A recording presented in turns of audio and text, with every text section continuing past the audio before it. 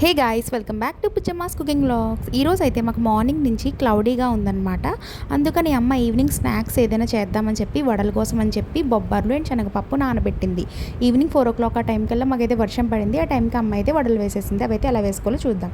First అయితే శనగపప్పు, పచ్చెనగపప్పు ఉంటుంది కదా, అది బొబ్బర్లు 2 మిక్స్ చేసి వేసిందండి. అందుకని చెప్పి 2 నానబెట్టుకుంది. దాంట్లో అల్లం ముక్క, పచ్చిమిర్చి, లవంగాలు, దాల్చిన చెక్క అన్నీ వేసుకుని మిక్సీ పట్టేసుకోవాలి. తర్వాత ఆనియన్స్, పచ్చిమిర్చి కోసి పెట్టుకుని ఆ మిక్సీ పట్టుకున్న పౌడర్, అదే మిక్సీ పట్టుకుని ఉంటుంది కదా, దాంట్లోని కొత్తిమీర, కరివేపాకు వేసుకుని తర్వాత ఇలా చూపించిన విధంగా ఆయిల్, డీప్ ఫ్రై కోసం అని చెప్పి ఆయిల్ పెట్టుకుని వేడెక్కిన తర్వాత వడలు అయితే వేసేసుకోవాలి. చాలా టేస్టీగా ఉంటాయి. లావుగా కాకుండా ఇలా సన్నంగా వేసుకోవడానికి ట్రై చేయండి. 2 సైడ్స్ కూడా క్రిస్పీగా మంచిగా కాలి మనకి ఎంత టేస్టీగా ఉంటాయో ఒక్కసారి అయితే కంపల్సరీ ట్రై చేయండి. అండ్ అలా వచ్చిందో మాకైతే కమెంట్ చేసి చెప్పండి.